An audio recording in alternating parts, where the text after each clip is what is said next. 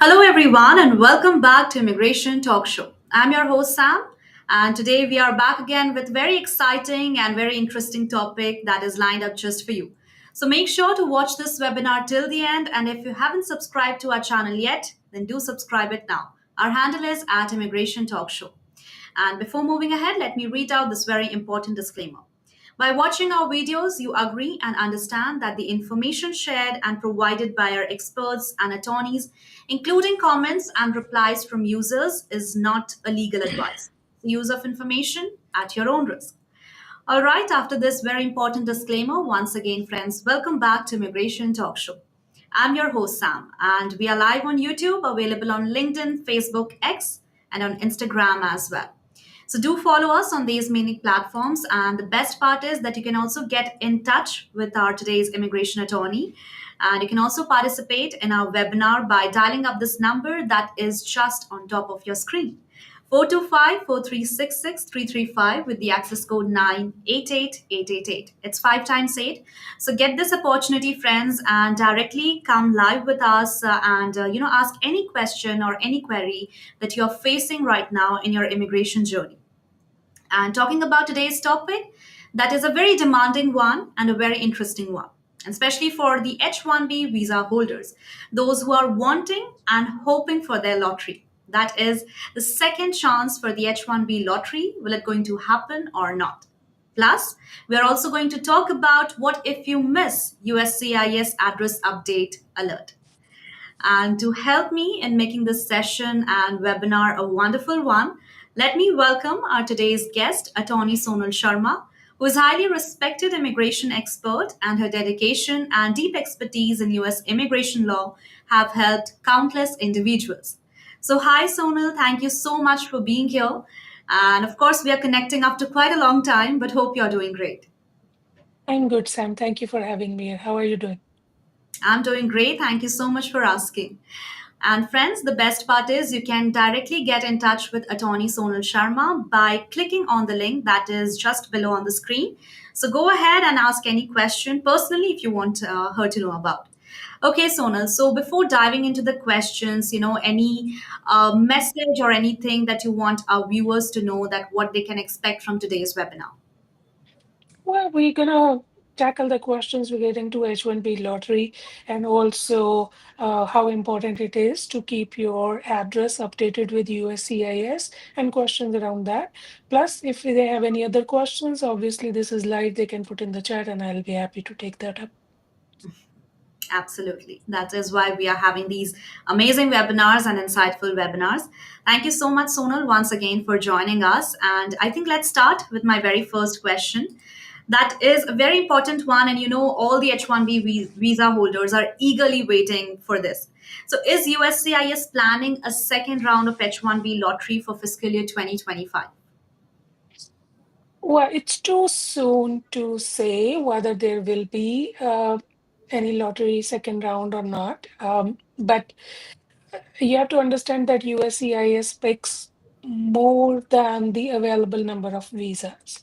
So, just for example, last year they had picked around 137,000 applications. Mhm. Um, and it's very likely that they've picked pretty much around the same number this year as well. Uh, and if not enough petitions are filed by June 30th, then there is a chance that there will be second lottery in July or August timeframe. Now, why there is a chance of a second lottery is that the job market isn't that great right now. The layoffs are happening, and just because H-1B was registered doesn't mean that the position might remain available um, until June 30th. And if that is the case, where a lot of people are being laid off during March and June, then we might see that those picked up registrations Mhm. will not convert into an H-1B filing. So it yet to be seen too soon. We might need to get to know about in whether second lottery is happening or not in July. All right. All right. And I think whatever is going to happen is happen for the good thing only. But also, Sonal, talking about the first lottery for the H-1B. So how was it? If you can just give us a brief about it. I mean, was it a good one, or was it neutral, or how was it? Well, it's always popular, right? I won't be surprised if we'll see a high number of applications that were filed for this cap as well. Mm-hmm. Historically, we have seen that large number of applications are filed. Just to give you a little bit of background, in 2021, 274,000 applications were filed against 85,000 visas. In Mm-hmm. 2022, 308,000. In 2023, 483,000. In 2024, the highest of all so far, 780,000. And in 2025, 479,000. So it's always popular, and there are more people who qualify for H-1B and need H-1B Yeah. than the visa slots available. So it's always a good lottery season because there are like so many students who qualify every year, and also students from the previous years who did not get qualify, who did not get select. So it's always the most popular time among students and other people who want to qualify for H-1B.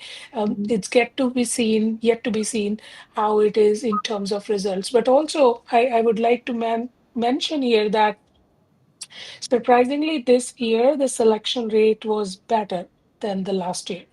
Oh. The selection rate this year was around 35%, which is pretty good number Mm-hmm. compared to last year, which was about 17% average.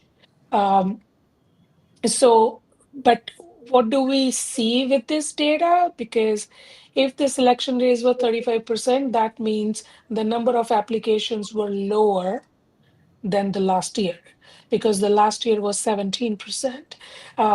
And so it's a good news for people who got selected because it was higher percentage, but also means that lower applications were filed compared to last year. So we'll see. What that means, there might not be a second lottery because higher number of percentage was selected. So we might see that the cap fills up pretty quickly by June 30th. That's right. And Sonal, you said about that this time the file, I mean the applications was filed little less as compared to earlier years. So can we say the reason might be because the registration fee also got little heightened up, and different policies were also implemented that was little challenging for the H-1B visa holders. So can we say that these were the reasons that is why the applications filed was little less as compared to earlier years, or what other can be the reasons? Well, it could be. I doubt that $215 is that big of a deterrent for applying for registration, because it still is possible that multiple employers can apply for one candidate. So that has not changed. It was always there, and it is still there. Um, but yes, for employers who used to file in large numbers, the number might have decreased there because from 10 to 215, that's a lot of, like, money jump. Mhm. But also, given the job market, they also have to see whether they will have those openings available, because H-1B, um, even if you file for registration, you still have to file for an H-1B petition if it gets selected. So it cannot be a speculative filing. So given everything together, I think that's where we see that it was lower numbers than last year. It's based on the selection rate because the selection rate this year was much higher than the last year. So yeah, it could be filing fee definitely for the employers who file in large numbers, but also the job market, I guess. Absolutely. And also multiple registration that also got cancelled. So maybe that can also be the reason that there were less filings. Okay, so I Well, think, so yeah, multiple registration from different employers was always allowed and it's still allowed. Multiple registration from the same employer was never allowed and it's still yeah. not allowed. And the selection process changed last year, and that did not change this year. It remained this year as well, which is beneficiary centric, which means the selection was done based on the passport and date of birth, passport number and date of birth of the beneficiary. That's right. That's right. Okay, so thank you so much, Sonal, for explaining us about these things. And now I think let's get back to our topic. So now I Mhm. want to know that who will be eligible for the second lottery and how will USCIS choose the candidates? Okay, so all the people who were registered during the registration period, they are all eligible for the second lottery. So if you were not selected in the first round, your status in the system still says submitted. It's not changed to not selected. It's changed to, it still says submitted.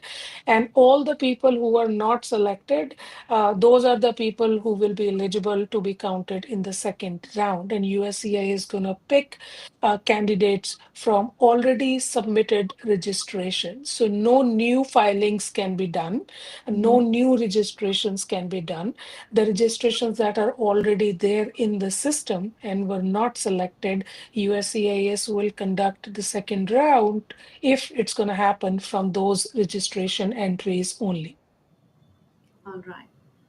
That's really great, and of course we will keep this in mind that in second lottery there's no new registration is going to be there because Sonal, most of the time people ask about these questions. If second or Mhm. third lottery happens, then will there be new registration going to be happen or not? But Mhm. that's clear enough, and that's not going to happen. And Yes. meanwhile, I can see Rag is here, AKTN is also here, and Supriya is here. So, hi guys, and thank you so much for joining us. And Rag is saying hello, Sam and Sonal. Hi, Rag, please put up your question and we will definitely take them up. And we have questions, but let's take after some time. Till then, let me continue with my questions that I have prepared. So, Mhm. Sonal, here's the another question: that what can a candidate do if they get picked in the second lottery, but their employer no longer wants to file him or her? Well, there's nothing much you can do as a candidate because H-1B is a petition of the employer.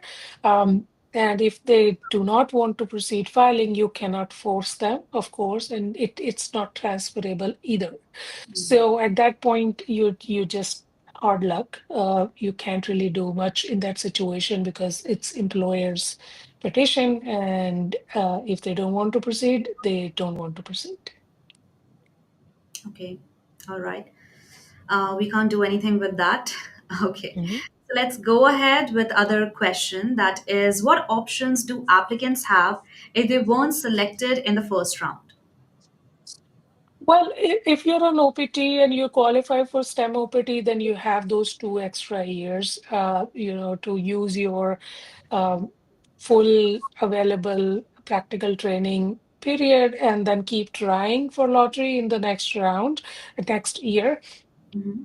And if you have only 1 year of OPT and you do not qualify for STEM OPT, then you might have different options, which could include an O1 if you qualify for extraordinary ability visa, or you could continue studying with an F1 with day one CPT option if that's possible for you. If you're from Australia, you could qualify for an E3. If you're from Canada or Mexico, you could qualify for TN. So, in terms of work visas, there aren't many, and this is the only non-immigrant work visa gamut. You might qualify for a J1, if possible. So there are different visas. You just have to uh, talk to an attorney and assess your eligibility for one of these, and if possible, go for it. That's right. That's right. And Sonal, I think my next question, because you already answered this, that employer cannot submit new registration during the second lottery. So I think let's skip this one. And I have one Mhm. case study. So if you allow, can I go with the case study? Sure. Okay, that's great. So this is a case study of one of our viewer who said that whose name was Rahul. He was working for company A, and when the company A submitted his H-1B registration earlier this year, so he wasn't selected in the first lottery. And in June, he accepted an offer from company B and changed the employers. So now that USCIS is announcing second lottery or will to announce, Rahul wants to know that is he still eligible, and if selected, then can company B who filed the H-1B petition for him? So what should someone do in this type of situation? Okay, so he's working with, let me understand the question correctly. So he's working with employer A Yeah. and then was not selected and moves to employer B. And Mhm. then during second lottery, he gets selected with employer Yeah. A. So the question is, can employer B file the petition? Is that the question? Yeah, the question is that is he still eligible because company A put the petition for the for Rahul. So when he changed to company B, the question is that is he still eligible for company A's registration part or not? That is the one. So, okay. If you're talking about whether company A can still file for H-1B for Mhm. him, Yeah. if he has already moved on to another employer, the answer is yes. If the position is still available for him and he is going to work in that petition on October 1, right? So H-1B petition, the earliest you can start working in that petition position is October 1.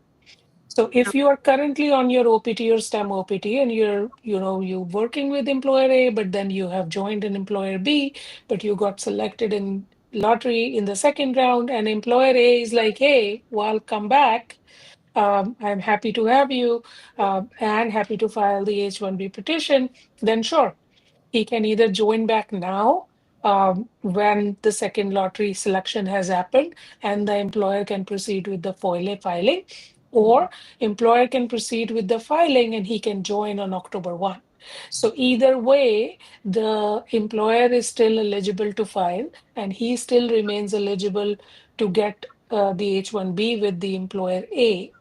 Now, the question whether employer B can file, no, employer B cannot file because the registration selection is not transferable to another employer. So, unless he's willing to go back and join the employer now or at a later date, that is October 1, once the petition is approved, the employer A can still file. All right. That's wonderfully explained. Thank you so much, Sonal, for clearing up this doubt because there are so many people, who switch their job in between. And when they go back to their company, then they realize that their H-1B registration is there. So I Mhm. think that's really a important one, to understand. And let's move ahead with our second part of today's topic, and that is about USCIS address update alert.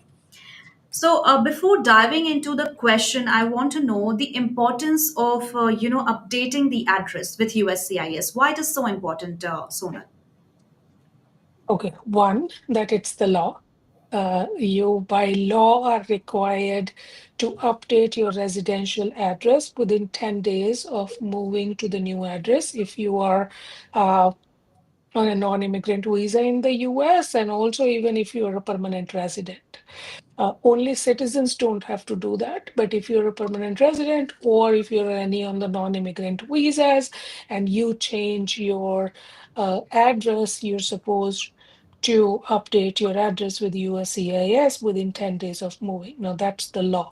And why it is important is so if you have a case pending with USCIS, it's an extension of your EAD, you're an H4, you're filing H4 extension, H4 EAD extension, Mhm. and then you move after filing. Okay, you might not be moving to another state, you might be moving maybe across the street because you're just changing your rental apartment.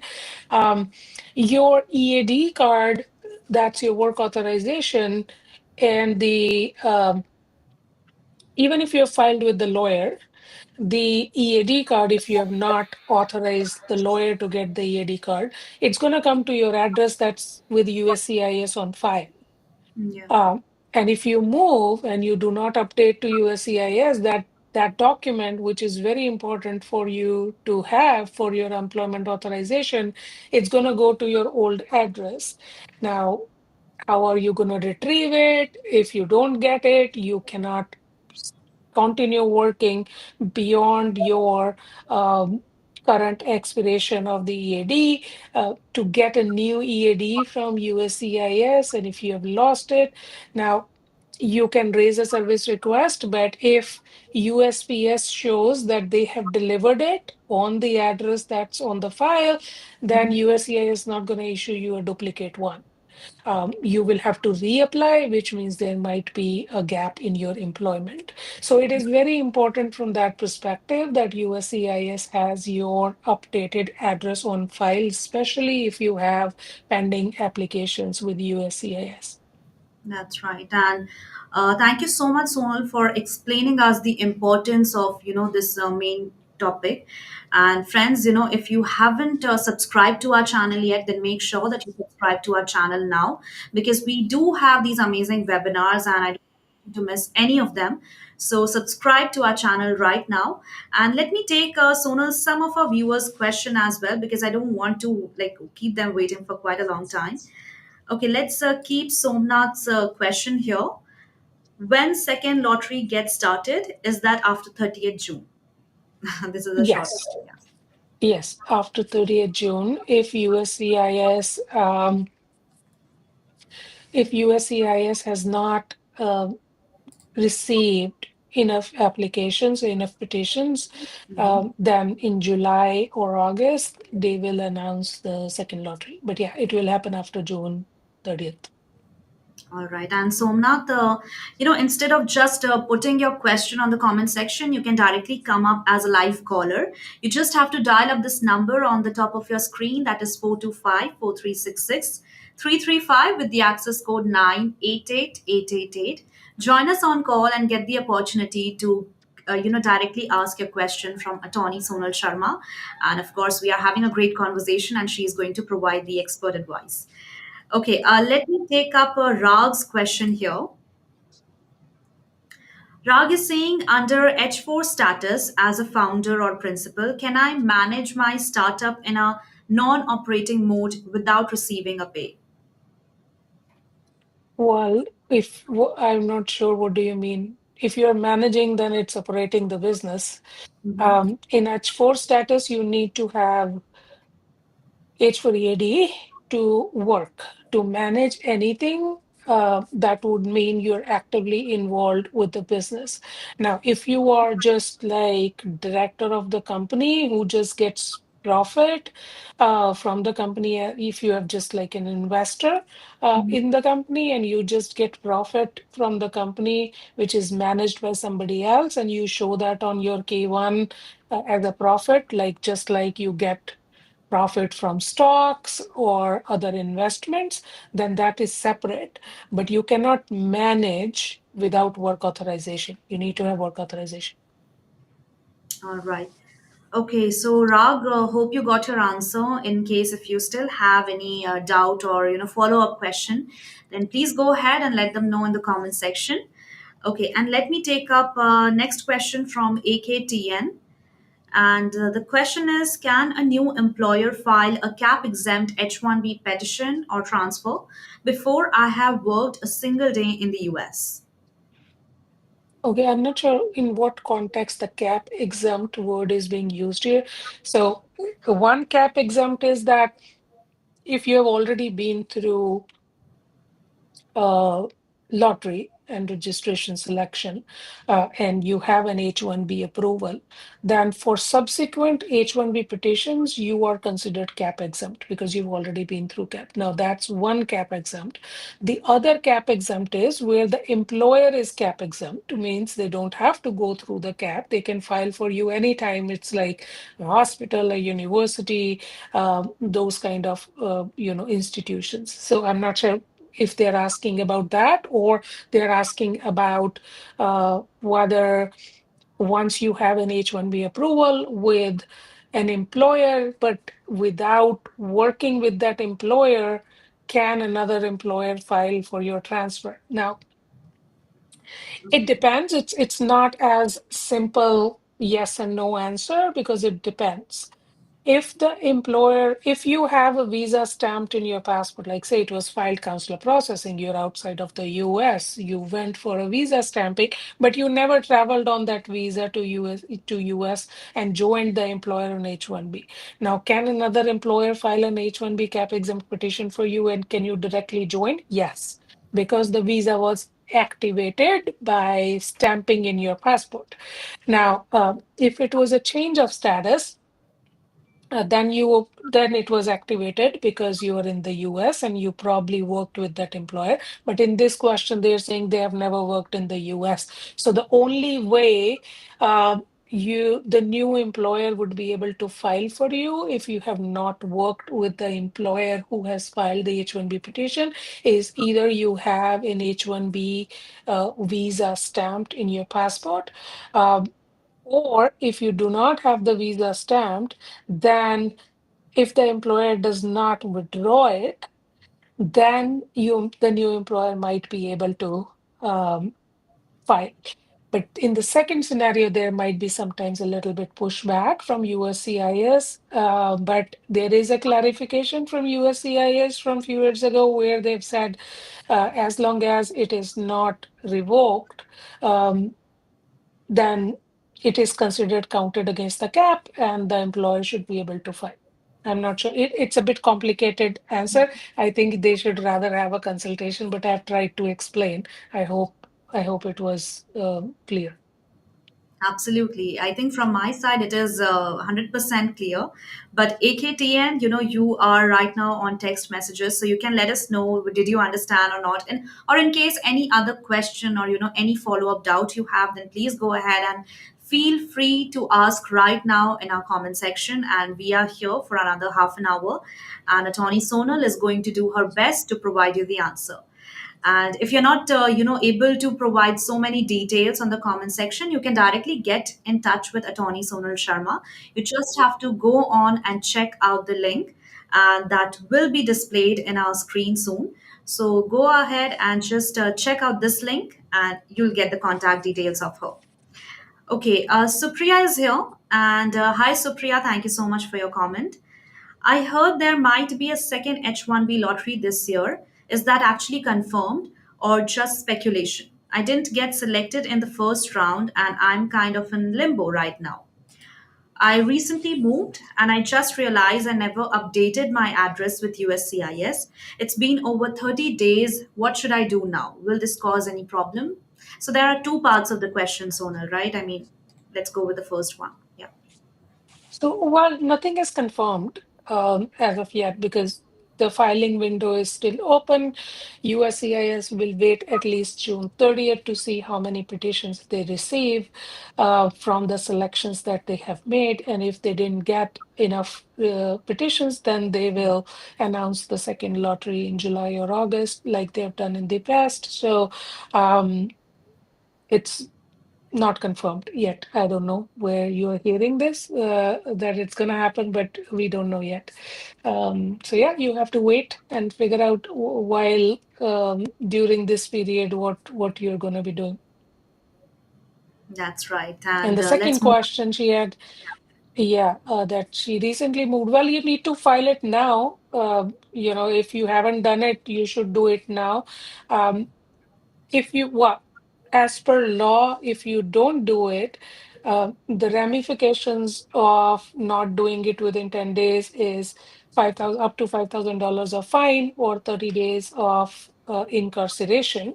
That's only if somebody brings that charge against you. Um, so far, I have not seen, at least in my practice in so many years, USCIS, bringing charges against somebody for not updating their address within 10 days. But uh, we never know. They might do it now because now heightened scrutiny is there. Laws are being implemented and enforced more strictly. So you should do it. File the AR-11 online as soon as possible so that you have done the update. You have updated your address with USCIS. That's right. And Supriya, I hope that you will follow this advice as early as possible because it's really very less time for you. So make sure to be very careful and be very alert and be very cautious with any update because there are so many updates, Sonal, that we are waking up, and there are so many policies that are changing and coming up. So it's Mhm. very important to be aware, and I think that's the only way our viewers can stay prepared and keep themselves away from any problems or any challenges. Sure. Okay. Let me take up another question from Rag, and Rag has a follow up question.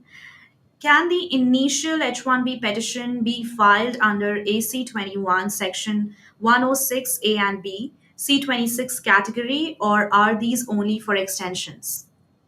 Yeah, these are not applicable to the case. So if you AC 21 is not only for extension, there are other categories also under AC 21. But if you have never had an H-1B in your life and this is your first H-1B, you have to go through the lottery. You have to go through the registration process. AC 21 does not apply to that.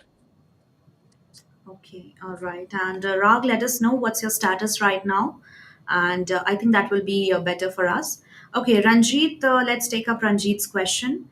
And Ranjit is saying, suppose a beneficiary's H-1B registration is selected in the second lottery, but the beneficiary has since changed jobs and is now working for a different employer.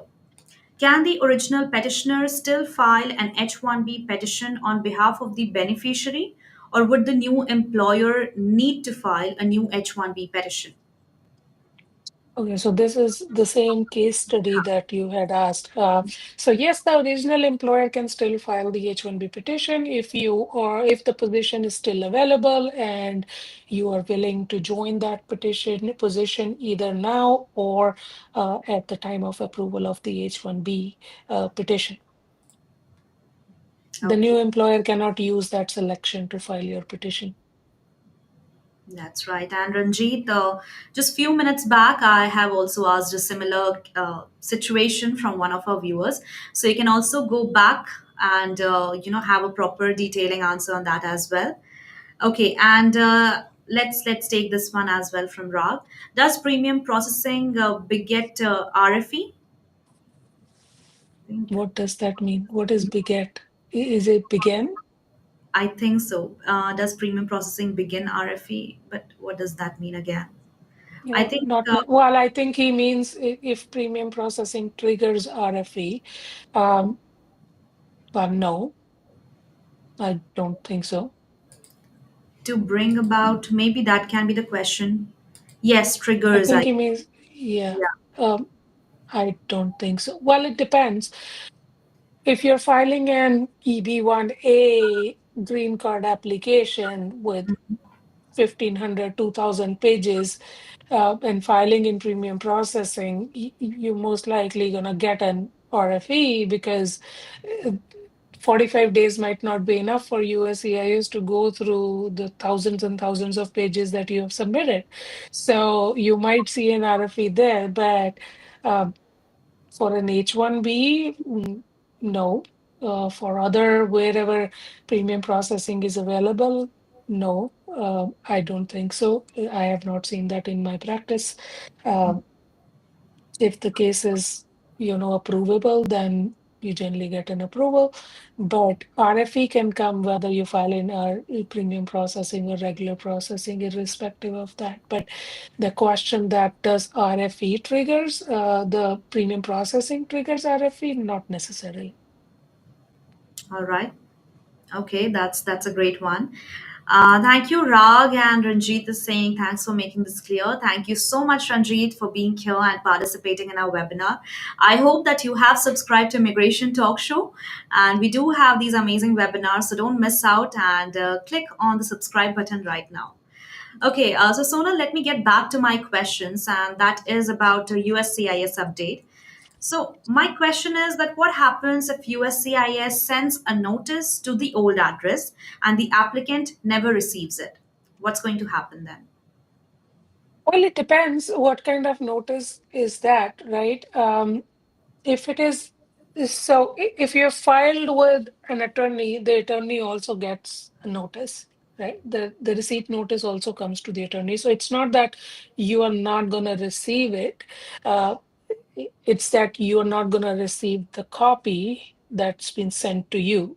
Mhm. Uh, Now, that's still okay because once you know, you can update, and then, at least for future purposes, the USCIS will have the updated address.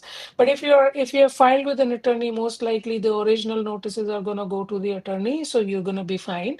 But if you have not filed with an attorney, it's like a pro se filing, like you filed an H4 extension yourself, or it's an I-485. Um, then you are in problem because you might miss an RFE. You might not be able to respond to the RFE in time, and that might result in denial of your pending application. So that is why it is very important that you update the address with USCIS whenever you are moving. But if you did not receive it because it was not delivered, then you will have to show that USCIS didn't USPS did not deliver it. If USPS gives you that, oh, this was lost in mail or something, then you could raise a service request with USCIS asking for a copy, but they are again going to send it to the old address if it was not delivered. So there is no workaround. You will have to update your address for you to be able to get your mail from USCIS to the new address and be updated about your status of your case. That's right. And I think it is very important for everyone, friends, to be aware about these new update and to make sure that you are updating your address in USCIS. So, Sonal, I think let's move ahead and understand, what could happen if somebody missed the USCIS address update alert. Well, USCIS does not send you an update. Like they don't know you have moved. So they are not going to send you any alert. You have to tell USCIS that, hey, I have moved. I don't live at the old address anymore.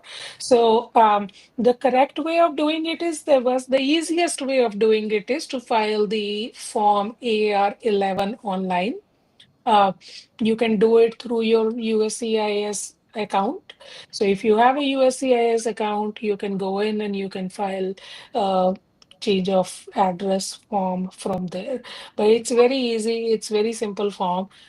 You just can go online and file the year 11 online, or you can send it by mail as well, like a paper form, fill it out, print it, and send it by mail, but it's much easier to file it online. I would suggest filing it online. All right, that's great. I'm sure our viewers are going to, go ahead with your advice. And friends, it's a very simple process, and you just have to go with your USCIS account and go with updating this address. Because if you're not going to update, then I think it's going to be a little difficult for you guys.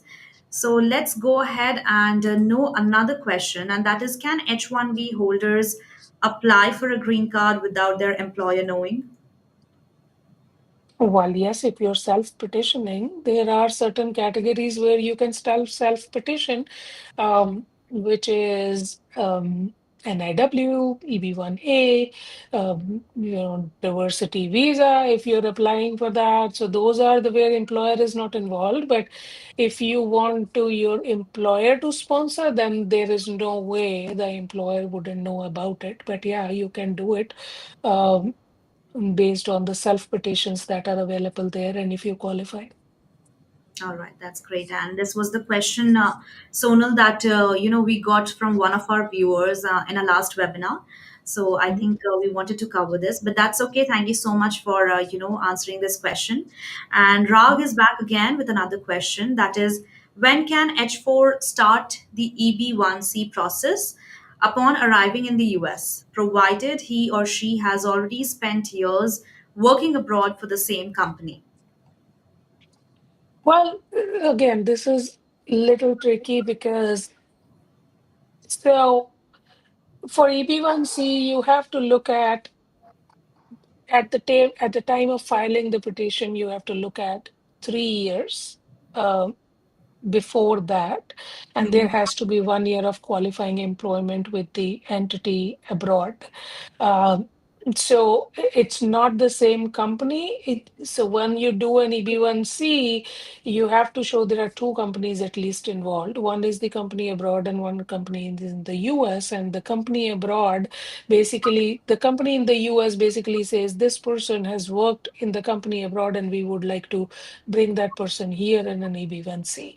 Now, if you enter on an H4, say you worked with an employer A in India for 5 years, and on January 1, 2025, you entered US on H4. Now, within 3 years, the employer might be able to sponsor you because you have to look at the 3 years. But if it is more than 3 years, and because you have entered on H4, the employer will not be able to sponsor. But if you enter on H-1B, then it might be possible even beyond 3 years as well. So it's not that simple. There is a lot of calculation involved. But yeah, in straightforward answer to this question, if it is within the last 3 years, then the employer might be able to do it. All right, all right. And I think, Sonal, here is another question that is another very important one. If a person updated their address online, but due to some reason didn't receive any confirmation, then how can they make sure that USCIS has their new address?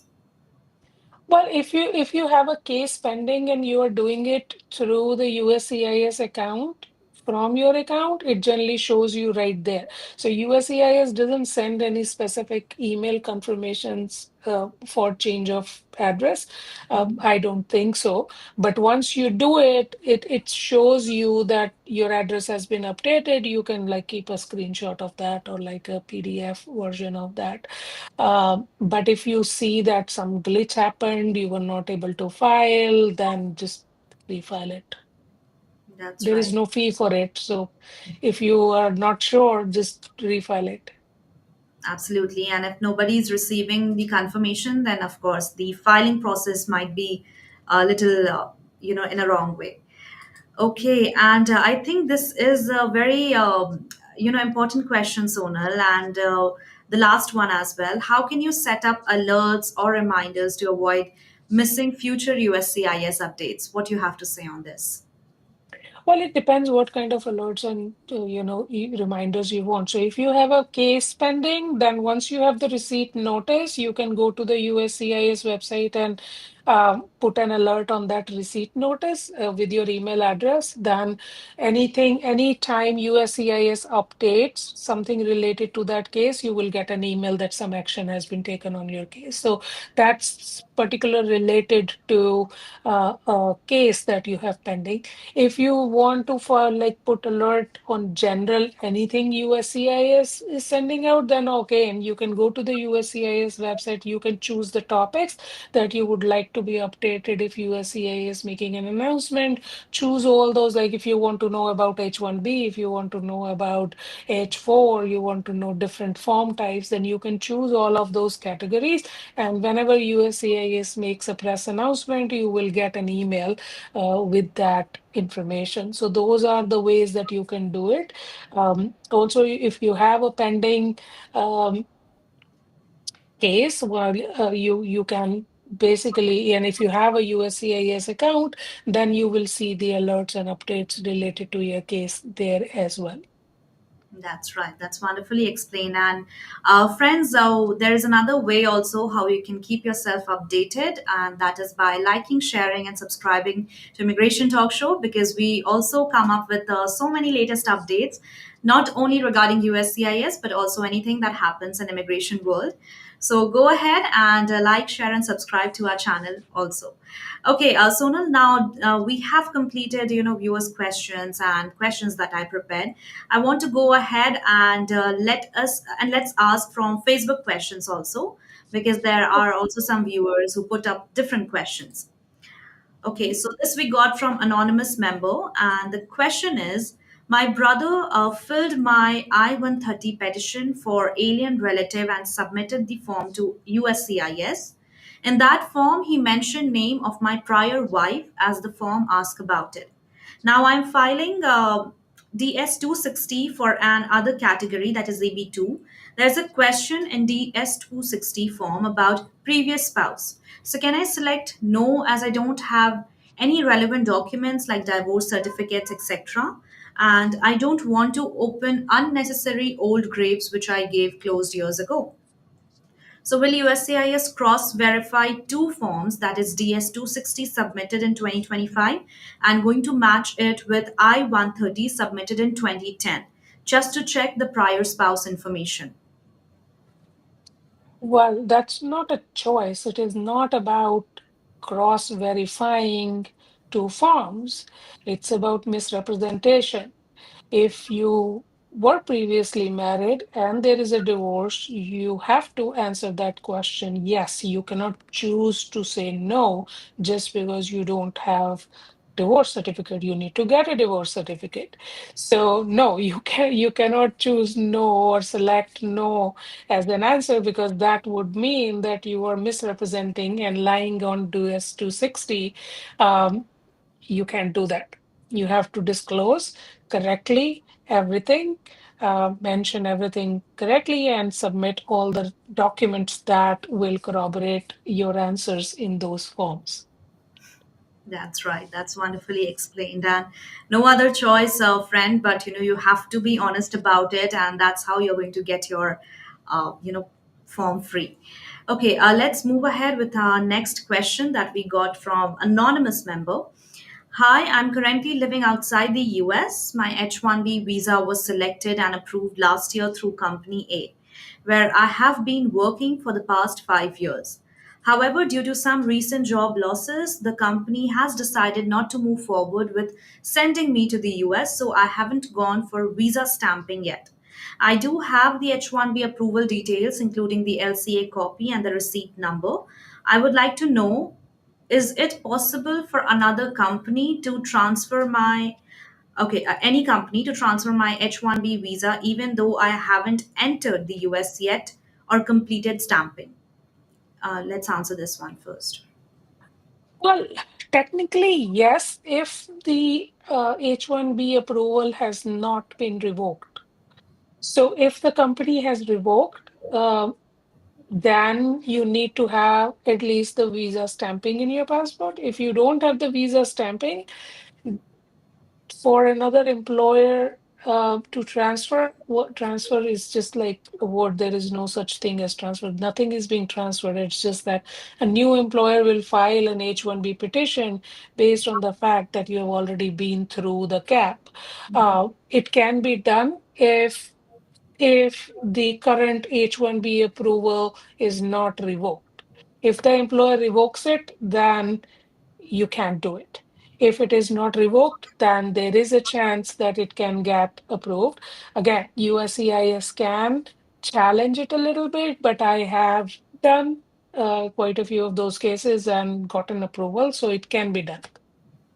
Okay, and the following question is, if yes, then what are the chances or approval rate for such a transfer? Well, it can be done. Like again, like I mentioned, USCIS can challenge it. You just have to respond and convince them that this is allowed legally, and then you get the approval. But I have done it in the past without any problems. So it can be done. That's great. That's great. And friend, if you could let us know your name, that would be great. And you can get in touch with Attorney Sonal Sharma. If you want this process to happen, you just have to go on and check out the link that is on below. That is just on below the screen, and there you'll get the contact details of Attorney Sonal Sharma. Okay, let's move ahead with our next question. I just want to know when USCIS updated the beneficiary confirmation number for H-1B format from numeric to like this 2026XXX, as I believe the beneficiary confirmation number for the H-1B registration was numbers only. But one of my friend received his beneficiary confirmation number for H-1B like 2026 with X. I'm just curious, is that actually changed or someone misleading him? Okay. It was never just number. There were always numbers and letters.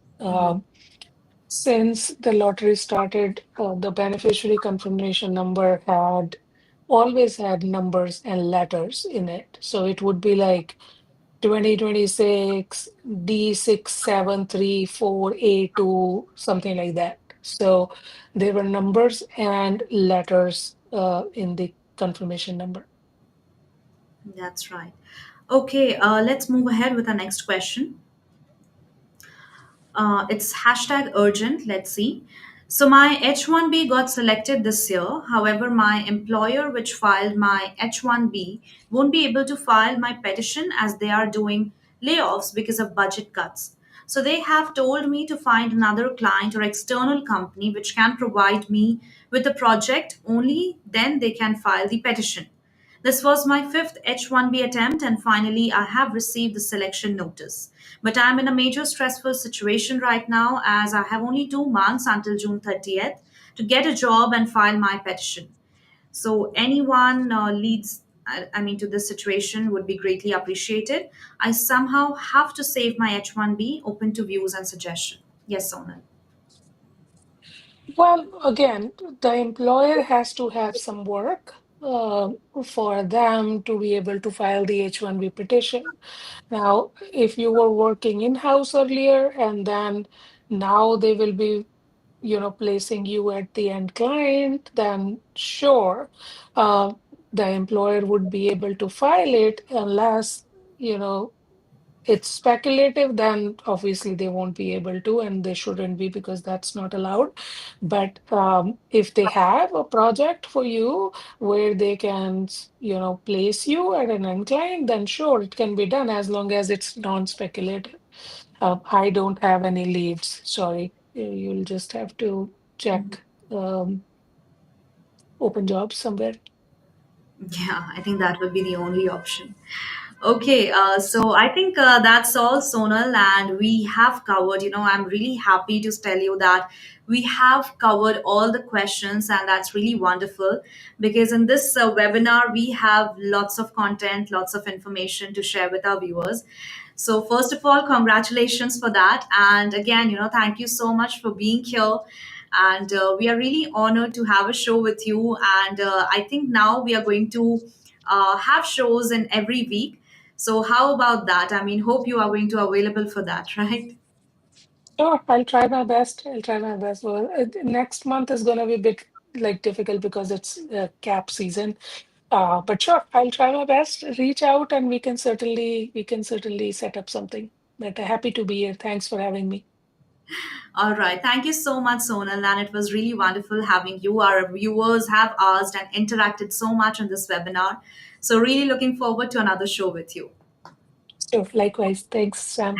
All right. Thank you. Have a great day. Okay, you too. Bye bye. Bye bye.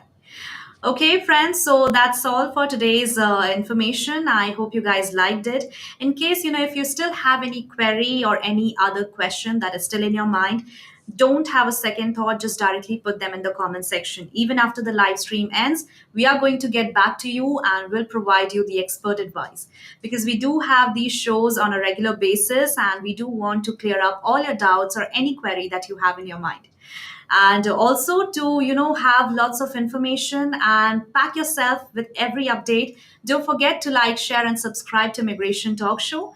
It's me, Sam, signing off for now. Goodbye everyone and take care.